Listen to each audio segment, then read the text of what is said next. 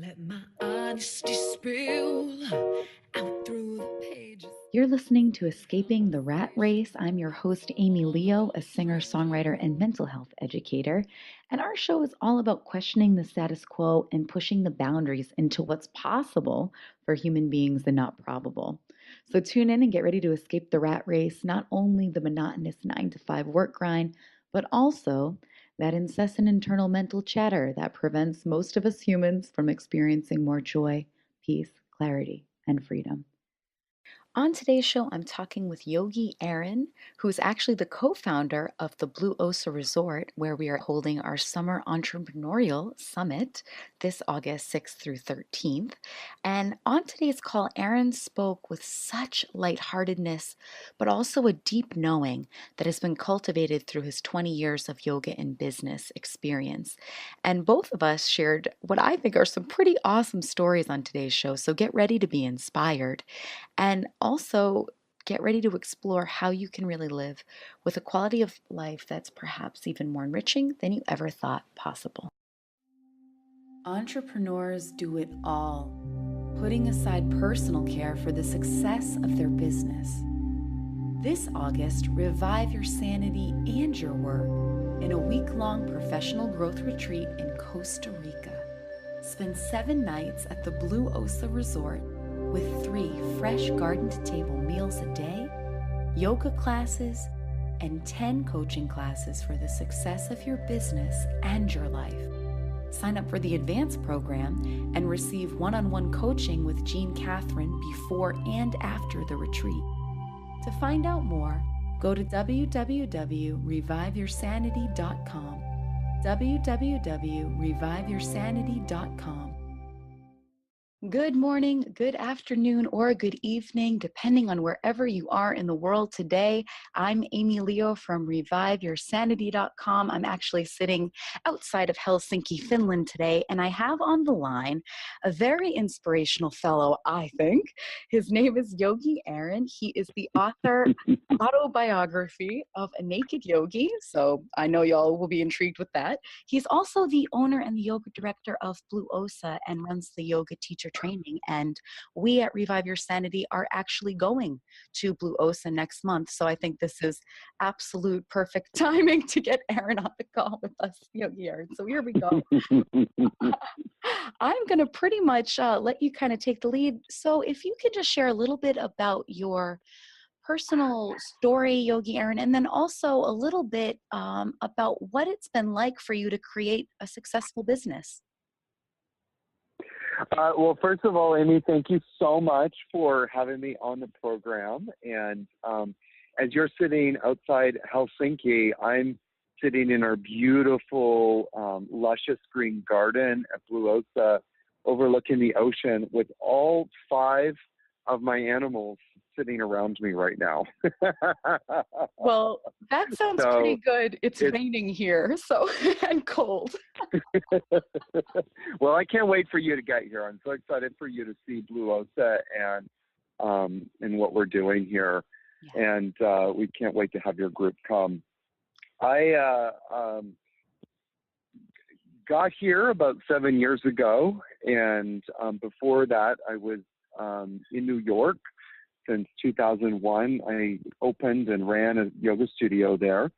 And quite unsuspectingly, actually, I landed in New York, knowing that I wanted to teach yoga, but knowing that I really wanted just to cater to people privately and have a lot of time to focus on my own practice.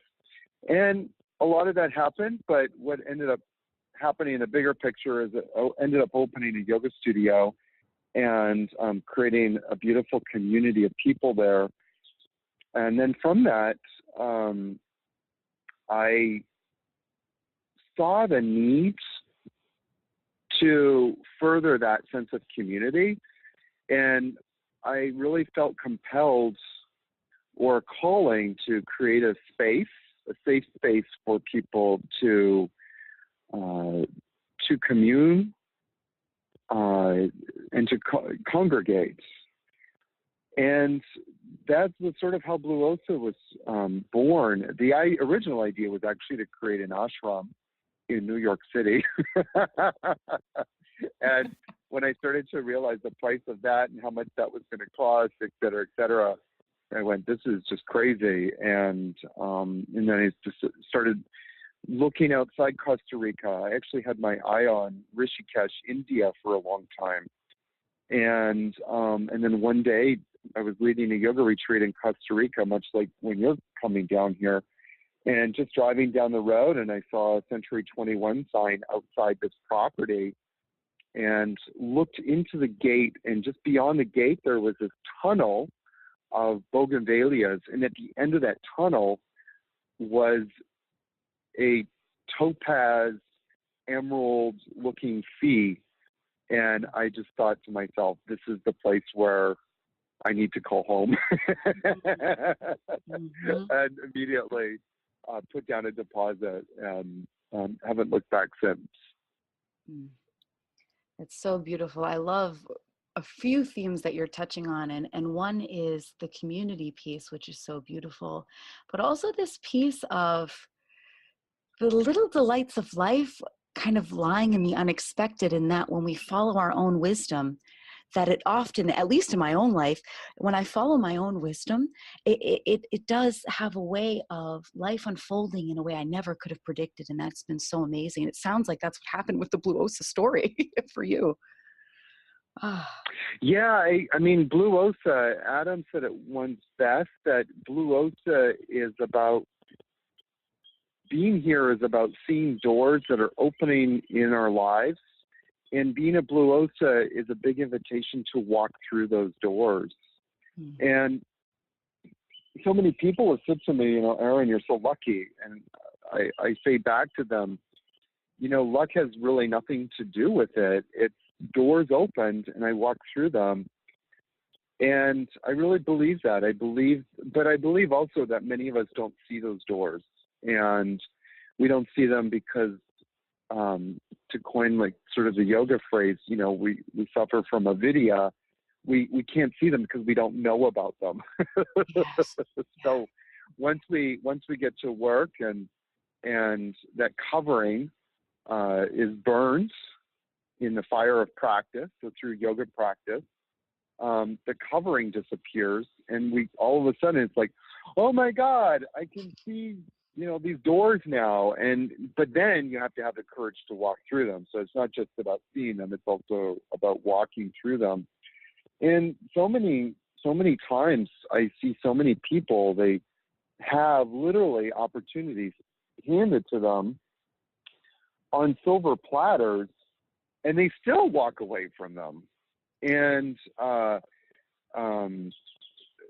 it's fascinating to me to watch that happen in real time, that where people are given opportunities and they just don't take them, and the lineup of excuses comes, and so when inspiration is like, in the tantrikas call inspiration like a secret lover that needs to be nurtured and cared for and respected. And if you don't respect her, if you don't tend to her and caress her and nurture her and woo her, she will disappear. So it's so important to honor inspiration when she shows up. Yes, even if you don't know exactly what that's going to look like. I when you're speaking, I just had a giggle myself, because I have had a few opportunities now, and they've happened after I've made a big decision, like quitting my social work day job or whatever it was. And then 2 months later, I didn't know what I was going to do, Aaron. And 2 months later, I came across this job where I could only have to work in the States for 2.5 months a year. And then the rest of the year, I'm not a millionaire, but I have been able to live. And that's allowed me to travel and experience life, not through just books, but experientially. So I'm wondering if you can share with listeners, I know you also run international retreats with Blue Osa. So what for you would be the benefit of someone taking the time to travel somewhere and to give themselves time for a retreat? Well, I've actually been leading yoga retreats long before Blue Osa, and when we opened Blue Osa, I knew that I still wanted to do retreats around the world, and so we created Blue Osa Journey, and which was really to fulfill my own need of travel. I mean, travel for me is just the most important way to just expand not just who we think we are in the world, but to understand who we are in the world.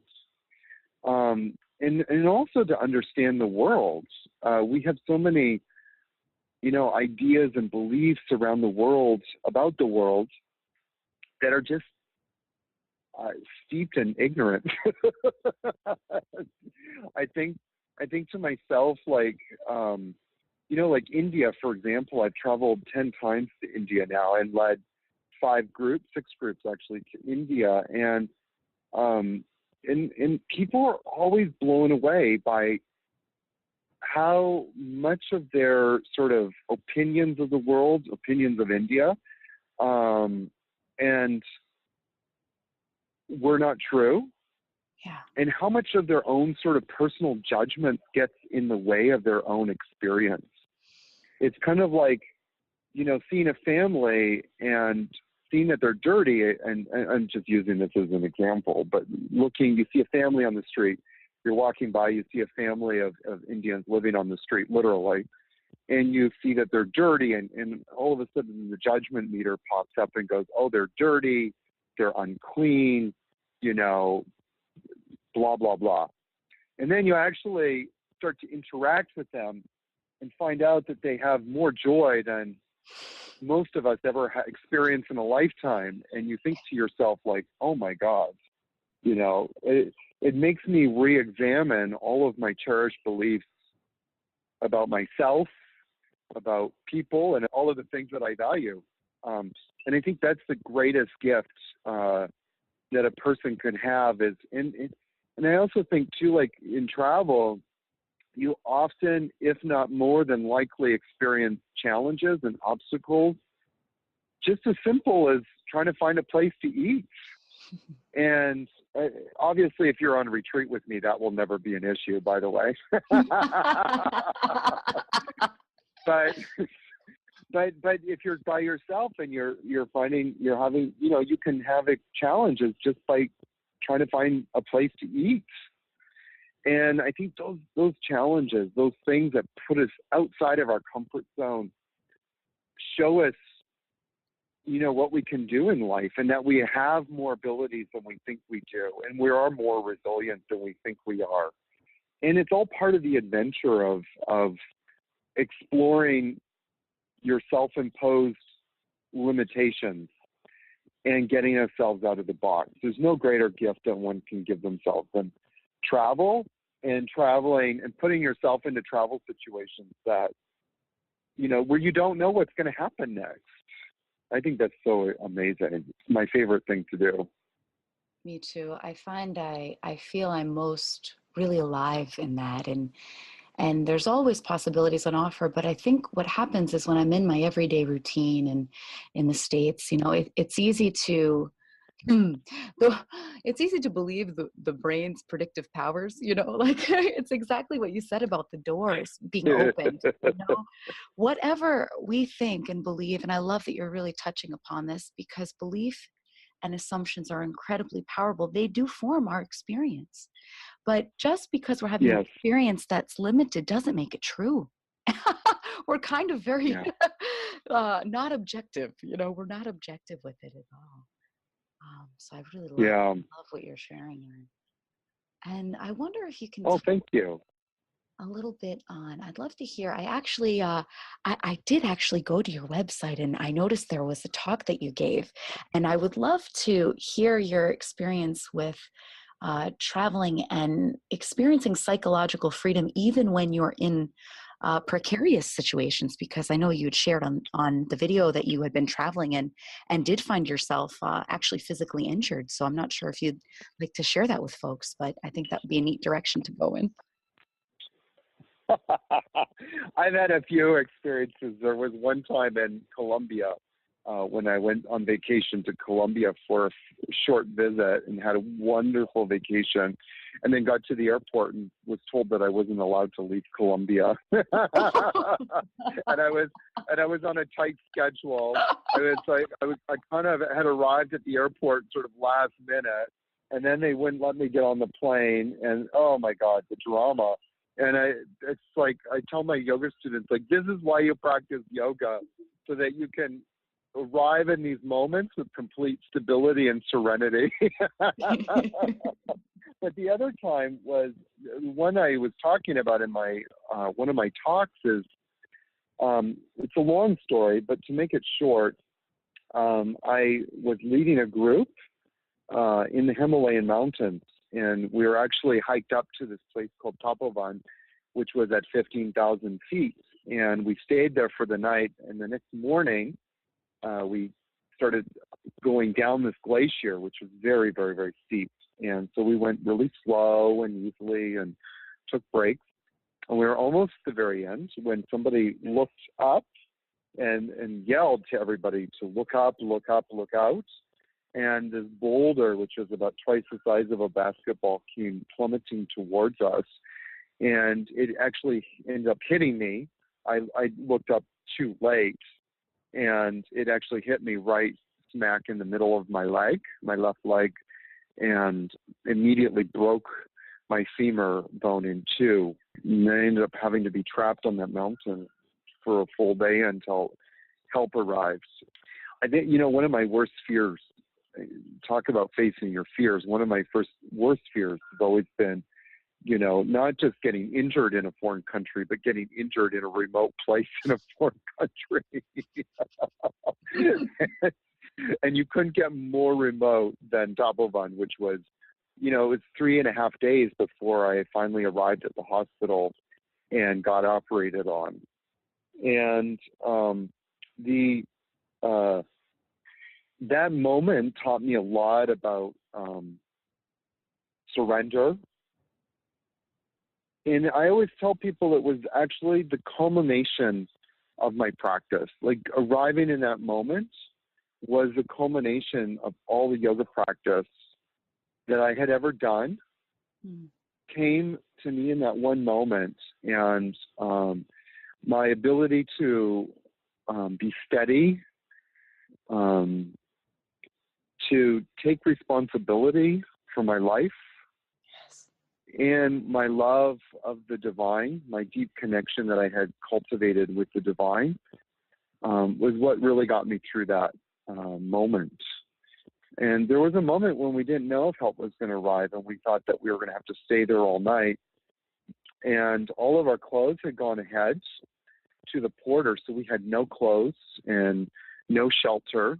We were basically stranded right in the open on this glacier, where the temperature would have dropped to below zero. And there's a moment of deep surrender, like, I'm going to have to just surrender to this and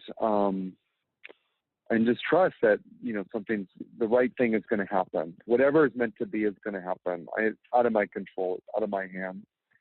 And to be really practicing deep contentment in that moment as much as I could.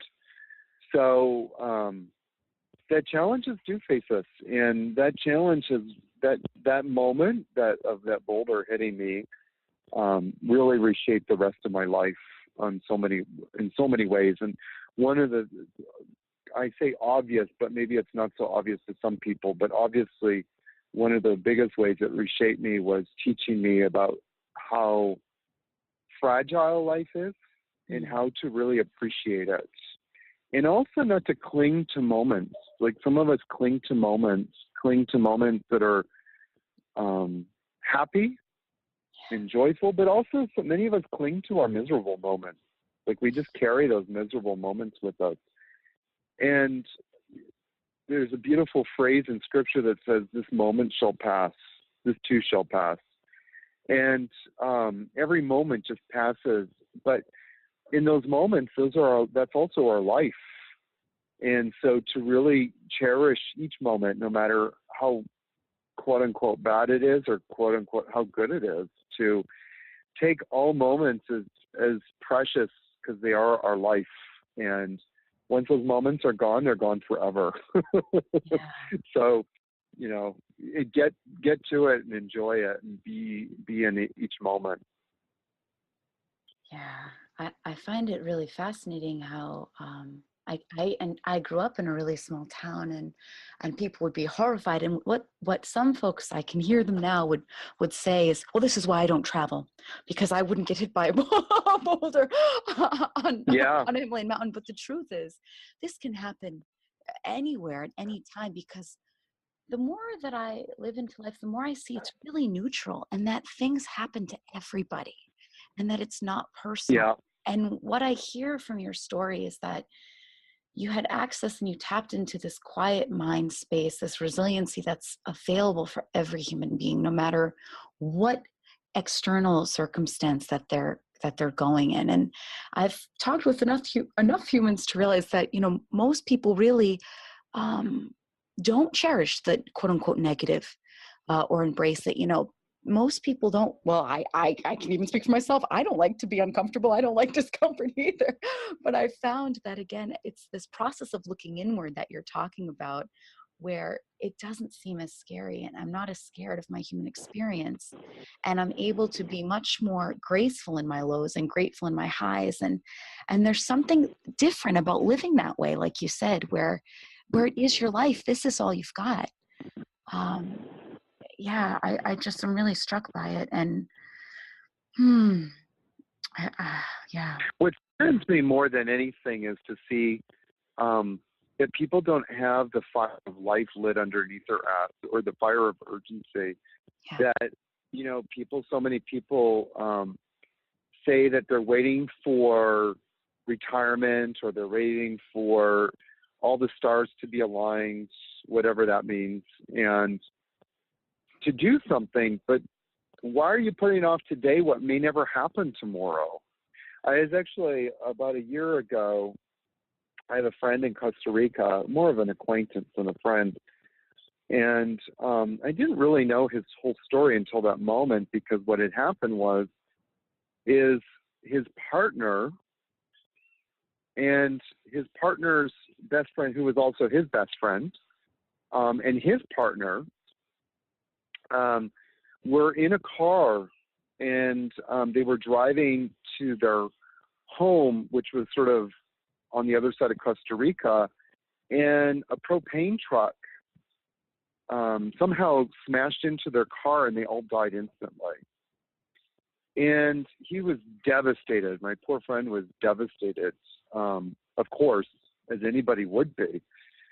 But he was sad that they had lost their life, and he had lost, his best friend and his partner. But he was more devastated that they had waited, so long to live the life that they wanted to live. And he was telling me that they were just all finally coming to live they were all coming to live together, and they had been planning this for several years. And they had made a part of their plans to go and explore Costa Rica, and to go explore Nicaragua, which is just above Costa Rica, and to go on all these trips to Panama, which is just below Costa Rica. And that they had waited all these years to do that. And now those dreams of everything that they were going to do was gone. And I just felt so much sadness that they had waited and waited and waited all those years, instead of living the life that they had dreamed of when they had dreamed of it. Do you know what I mean? Oh, totally. Yeah. Yeah, I was so sad. It's something I still think about to this day. It deeply affected me for weeks after that. And there was actually a few other people right around that time that I had found out had also lost loved ones in similar situations, where they were not able to do what they really wanted to do. And my deepest sadness is to see when people have an opportunity or have a dream and are waiting. And I kind of use that joke. I said kind of jokingly, but it's also said half seriously, is waiting for the stars to align. And the stars are aligned, I believe, as soon as you have the idea. As soon as you have inspiration, go for it. Don't wait. Yeah, I'm really, when you were telling the story, reminded that I have had a really non-traditional lifestyle for, for several years, for about 5 years now, where I have been traveling. And I remember walking with my mom on the beach, and she was saying, well, again, a lot of these cultural beliefs, and well, like these are your major earning years, and you can travel when you retire and you meet someone. And I hadn't met my sweetheart at that time. And I looked at her and I said, Mom, I may not make it to retirement. And I wasn't, she said, oh, don't be dramatic. And I said, Mom, I'm not being dramatic. Like, the truth is, I really don't know. And I do know that right now, this is what makes sense for me, and it's what lights me up. And I can't even imagine how life would have been so different for me if I had stayed with the quote unquote safe, secure path of continuing with my medical school studies. Everything that happened would be totally different. And also, when you were speaking, sometimes I mention this on the radio show, but I was also really struck by, and you may have heard this book too, Yogi Aaron, but was a nurse. I think she was in New Zealand, a hospice nurse that put together like the 5 biggest regrets of the dying. And the top one was, I wish I'd lived a life that was true to myself and not what others expected. And I'm really been blessed that for the past 5 years, that job that I do have in the fall is working with people that are 65 and older. And I can't tell you how many times, Aaron, that I have sat with a couple, or one of them who's widowed, and I was like, oh yeah, I was just in Ireland in August, and oh, well, Suzanne and I wanted to go to Ireland, but we're never going to make it there now, and stories of, one woman's husband just died right in front of her, a heart attack in the driveway. And I'm not sharing this, to be a Debbie Downer to people on the call, but I think what Yogi Aaron and I are pointing to is really the moment to moment immediacy of life and the opportunities that you have right now, even when it's a crappy day. There are so many things to be grateful for and to experience and to learn from. Yeah. Yes. Gratitude gets us out of the gutter of our life and into infinite possibilities. Yeah. There's one thing I love to there's one thing I love to share. I like to find stories that are really kind of beating the odds. And one of them that's coming to mind is actually a man who, again, this isn't something that we think is normally possible, right? We don't, and sometimes, like what you had said about the judgment piece, like we would look at this man and we would pity him and things like that. So there was a man who was hospitalized. He had a diagnosis of schizophrenia. He had been hospitalized for more than 40 years. And a colleague of mine was actually a psychiatrist colleague was giving a talk there. And he said, he probably looks really crazy to the staff, because here he is talking with, as you and I are talking, treating human beings as human beings, sharing about how the mind works. And of course, people are hallucinating and things like that. No one's really paying attention to him. But this one gentleman on the third talk looked him right in the eyes and started laughing, like this huge belly laughter for like 5 minutes. And then Dr. Bill Pettit said, I got to ask you, what's so funny? And he said, I realized I've been making myself sick for the past 40 years. And it all started that I had a little bit of problems, so I went to talk to someone. And then I talked to someone about my problems a lot, and then I started hearing voices. So then I was in an institution where I could talk about my problems all day. So again, it becomes a really limited kind of experience and view. And lo and behold, what happened, long story short, I guess, kind of, is that the man was discharged from the psychiatric hospital and off all his medications and things like that. And I'm not saying that that's the right way for every human being, because it is not. Everyone's on their unique journey. But I just love to point at what's possible, and these possibilities that can happen when we are embracing the opportunities that do occur moment to moment. He had that session with Dr. Bill Pettit. I wonder if you can speak a little bit to more that you've seen about that, about really embracing moments and possibilities or stories that you've met, or people that you've met that have had kind of stories like this. Oh my goodness. But where people that I've met have had an awakening or an epiphany, I I don't know that I could speak to one individually. Well, maybe there is one story. I did so many stories. I mean, all of my students have had awakenings, the ones that have stuck with the practice, and their whole life has changed because of these sort of aha moments that they get. And one of them is a very dear friend of mine who I talk about in my book quite a bit. Was working in the Pentagon when the plane crashed during 9/11. When the plane crashed, he was actually in the room right next to where the plane crashed. And so that actually, when he came to, it was like the head of the plane, the nose of the plane was right in front of him. That's how close he was. And he, as you can imagine, he had suffered severely from PTSD. And the amazing thing was what happened was, is one of the ways to recover from it is he got into yoga. And that was inevitably how he ended up finding me. And it was really through the yoga that he really recovered and really found his way back home, his way back to himself, his way back to what he held most important. And he has since retired from the Pentagon and actually now teaches yoga full time and has started special classes in the Pentagon. This man named, this reporter for CNN named, I can't remember his name right now, Sanjay Gupta, I think it is, actually did a whole report on him. So you could actually go and Google yoga teacher, Pentagon, Sanjay Gupta, CNN, and probably find the story. And it's when you told that story about this man, it's amazing because, you know, one of my teachers says that yoga is not possible for a disturbed mind. And there are people that are so stuck, as this man was, in his story was clinical, you know, a doctor, a psychiatrist, you know, diagnosed him. So there was something clinical there. But it's amazing to me that in yoga, well, having said that, there's always a possibility for an awakening to happen. That possibility for awakening is always there.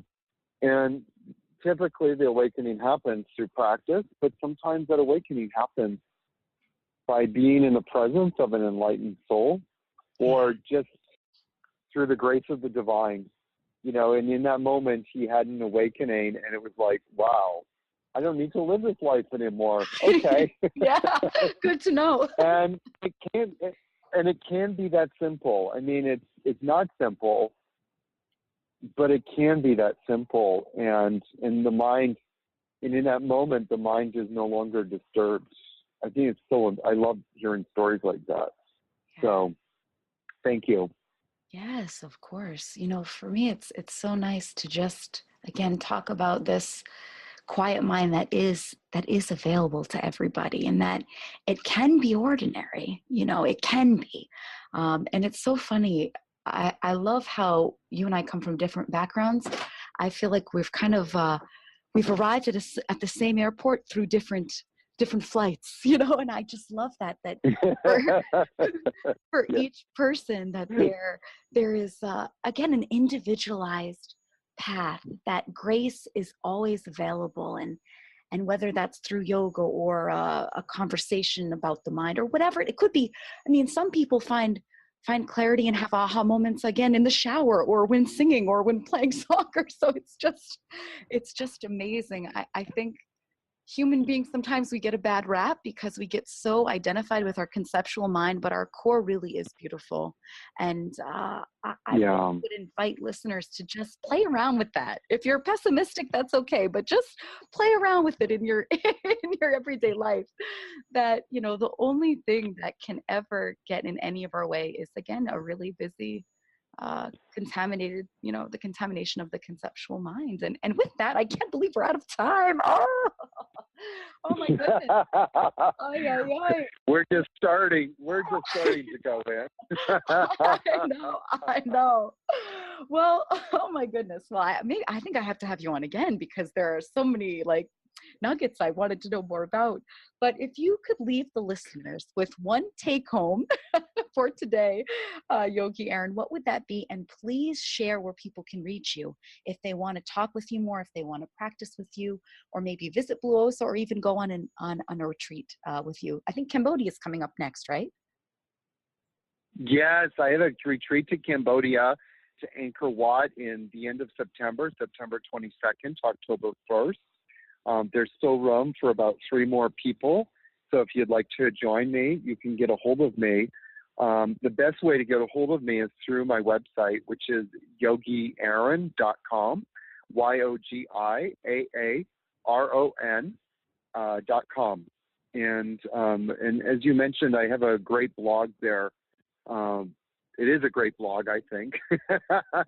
There's some really great tools there. As a takeaway home, I really encourage people just to go to my website, and it is on my homepage, the video and the story about what happened when I broke my leg. And it's a great story. And, you know, in that story, the essence of it is to always know that we have choice.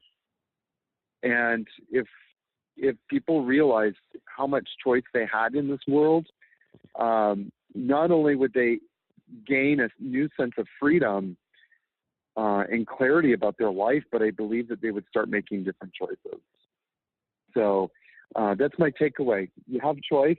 Go watch my video. I love it. I love it, Yogi Aaron. Well, I've really, just as a comment, I've really enjoyed your lightheartedness and how you brought that to the call, and how again this is a quality of life that's available to everybody. So if people are going through hard circumstance, it's not that I'm saying it doesn't exist. Of course it does.